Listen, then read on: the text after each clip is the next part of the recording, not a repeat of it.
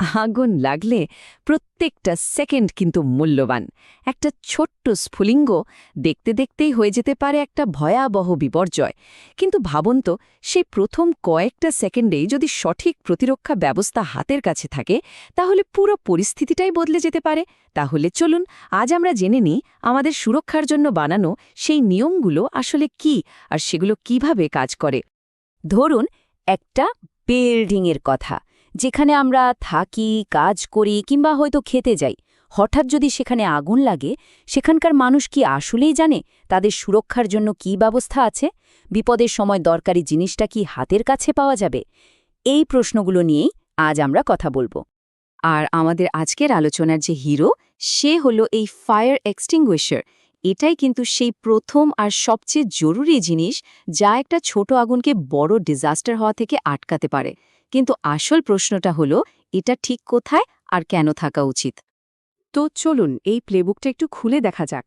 Bangladesh national building code বা BNBC ২০২০, এটা কিন্তু শুধু একটা নিরস আইনের বই না, এটা আসলে একটা জীবন বাঁচানোর গাইডলাইন।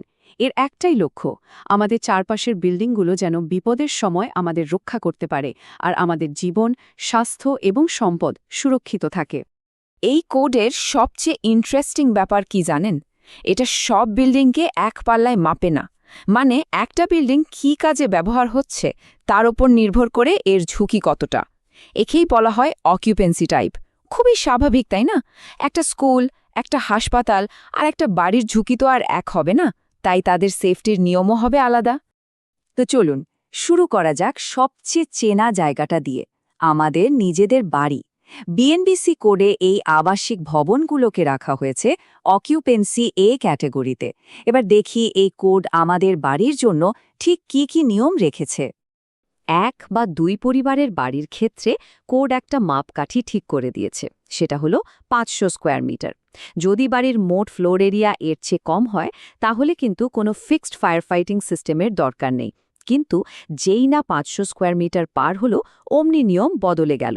তখন কিন্তু এক্সিট পয়েন্ট বা লবিতে ম্যানুয়াল ফায়ার অ্যালার্ম আর পোর্টেবল ফায়ার এক্সটিংগুইশার রাখা একদম মাস্ট। এবার আসি অ্যাপার্টমেন্ট বিল্ডিংয়ের কথায়। এখানে কিন্তু আসল ফ্যাক্টর হলো উচ্চতা। একটা ম্যাজিক নাম্বার আছে, ৩৩ মিটার। যদি অ্যাপার্টমেন্ট বিল্ডিং ৩৩ মিটার পর্যন্ত উঁচু হয়, তাহলে কমন স্পেসে কোনো ফিক্স সিস্টেমের বাধ্যবাধকতা নেই। কিন্তু বিল্ডিংয়ের উচ্চতা যেই ৩৩ মিটার ক্রস করল, তখনই সেটা হয়ে গেল একটা হাই রাইজ বিল্ডিং। আর তখন প্রত্যেকটা সিঁড়ির ল্যান্ডিং বা লিফটের লবিতে ম্যানুয়াল অ্যালার্ম আর ফায়ার হাইড্রেন্ট সিস্টেম থাকাটা জরুরি। তবে হ্যাঁ, ফ্ল্যাটের ভেতরে কিন্তু এসবের দরকার নেই। সোজা কথায় ব্যাপারটা খুবই সিম্পল।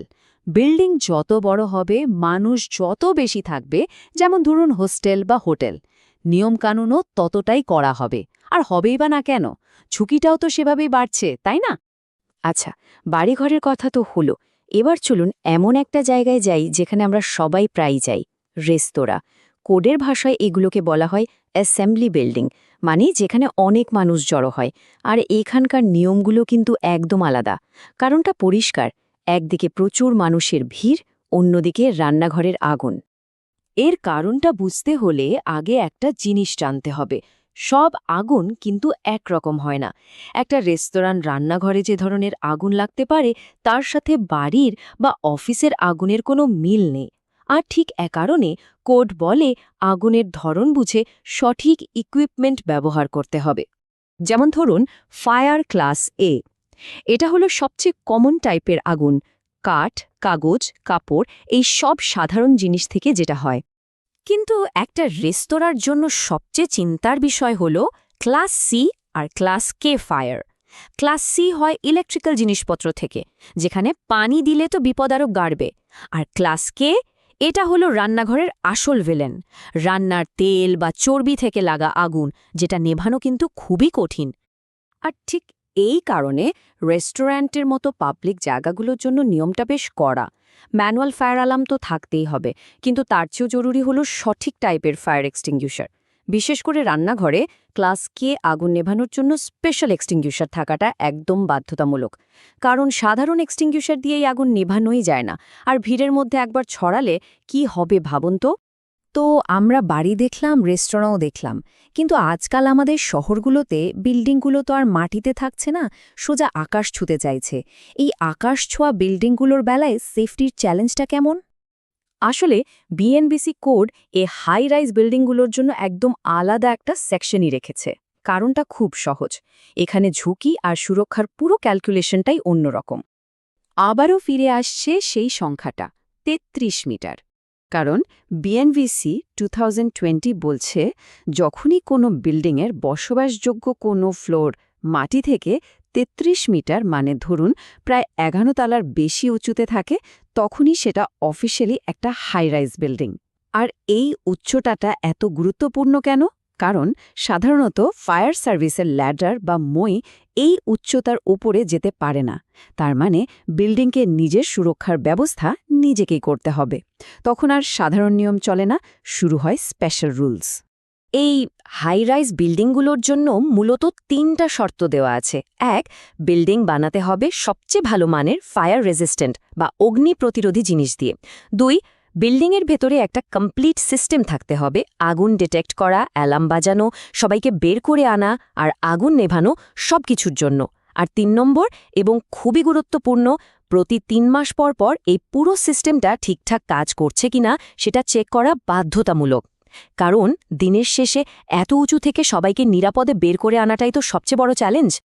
আচ্ছা, নিয়ম কানুন তো অনেক জানা হলো, কিন্তু এই তথ্যগুলো আমাদের দৈনন্দিন জীবনে কিভাবে কাজে লাগবে? ধরুন কোনো নতুন বিল্ডিংয়ে ঢুকলেন, তখন কোন জিনিসগুলো খেয়াল করলে নিজের সুরক্ষা নিয়ে একটু নিশ্চিত হওয়া যায়? একটা ছোট্ট সেফটি চেকলিস্টের কথা ভাবা যাক, যেটা আমরা সবাই ফলো করতে পারি। যে কোনো বিল্ডিংয়ে, বিশেষ করে কমন জায়গাগুলোতে যেমন লবি বা করিডোরে, ফায়ার এক্সটিংগুইশার আছে কিনা, ইমার্জেন্সি ফায়ার অ্যালার্মের সুইচটা কি চোখে পড়ে, আর সবচেয়ে জরুরি হলো সবচেয়ে কাছের এক্সিট বা বের হওয়ার রাস্তা কোনটা সেটা একটু মাথায় রাখা। বিশ্বাস করুন, এই ছোট ছোট অভ্যাসগুলোই কিন্তু বিপদের সময় বিশাল পার্থক্য গড়ে দিতে পারে। শেষ পর্যন্ত একটা কথা মনে রাখা দরকার, বিএনবিসি কোডের প্রত্যেকটা নিয়ম, প্রত্যেকটা ধারা একটাই কারণে বানানো হয়েছে, আমাদের সবার সুরক্ষা। এটা শুধু কাগজে কলমে লেখা একটা আইন না, এটা আসলে জীবন আর সম্পদ বাঁচানোর একটা কমিটমেন্ট। তো এখন তো বেসিক নিয়মগুলো আমাদের সবারই জানা হয়ে গেল। তাহলে পরের বার যখন কোনো বড় বিল্ডিং, কোনো রেস্তোরাঁ বা নিজের অ্যাপার্টমেন্টের করিডোর দিয়ে যাবেন, তখন নিজেকে এই প্রশ্নটা করতে পারেন যে বিল্ডিংটাকে আমরা নিরাপদ ভাবছি, সেটা কি আসলেই বিপদের জন্য তৈরি?